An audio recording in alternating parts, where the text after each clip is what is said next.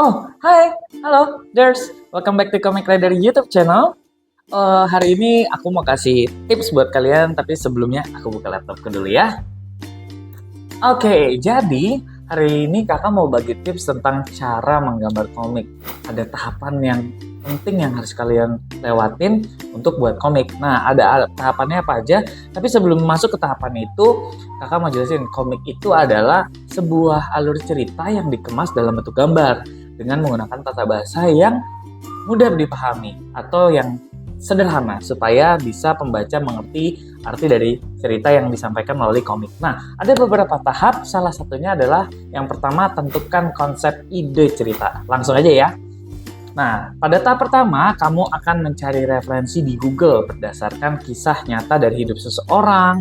Buatlah ide cerita yang menarik yang memberi kesan kepada pembaca. Setelah mendapat ide cerita, kamu dapat memulai alur cerita yang jelas, dimulai dari cerita awal, bagian tengah, dan akhir. Nah, kalian bisa kembangkan juga untuk mencari ide cerita melalui pengalaman hidup ataupun referensi cerita dari pertemanan atau persahabatan yang kalian miliki. Nah, yang kedua adalah ciptakan karakter tokoh. Ini penting, dalam cerita komik itu perlu ada yang namanya karakter atau tokoh. Ada tokoh apa aja sih? Ada tokoh utama, ada tokoh pendukung, ada tokoh antagonis, dan juga ada tokoh-tokoh pendukung untuk cerita tersebut. Nah, tujuannya supaya kalau ada karakter tokoh, pembaca ini tahu cerita ini tentang apa dan pembaca mengingat kisah kepribadian dari tokoh utama, tokoh pendukung, dan juga tokoh yang menjadi tokoh antagonisnya.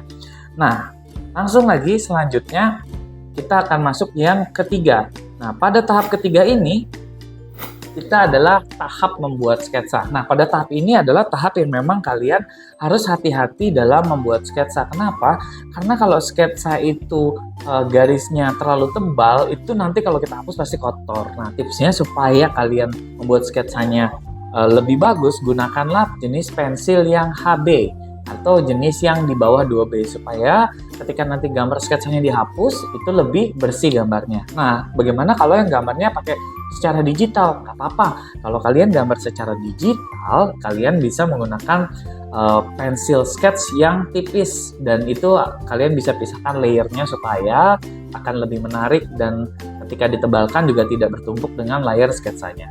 Nah, yang berikutnya setelah sketsa selesai, komik itu pasti ada yang hitam putih, ada yang berwarna. Nah, kalau mau mewarnai, tahap berikutnya adalah tahap pewarnaan. Nah, tahap berwarna ini sangat berpengaruh kepada emosi cerita. Jadi kalau misalnya ada kondisi atau situasi komiknya terjadi kebakaran, nah maka gambar api yang merah ini kan menyampaikan sesuatu yang panas, sesuatu yang membara gitu. Jadi ini melambangkan juga bisa semangat dari karakter tersebut. Nah, hal ini dimasukkan ke dalam pewarnaan gambar. Yang terakhir adalah penyusunan halaman atau yang namanya layouting page. Nah, dalam penyusunan halaman atau layouting page ini, kalian perlu benar-benar membuat rangkaian draft cerita supaya layoutnya juga sesuai dengan alur cerita atau naskah skrip yang dibuat. Nah, gimana? Tahapan-tahapan membuat komik sudah dijelaskan? Kalau gitu, sekarang kamu udah bisa menerapkan penjelasan kakak tadi ya. Jangan lupa untuk mengutamakan kreativitas kamu, karena kreativitas tidak ada batasnya. Oke, see you on the next vlog. Bye!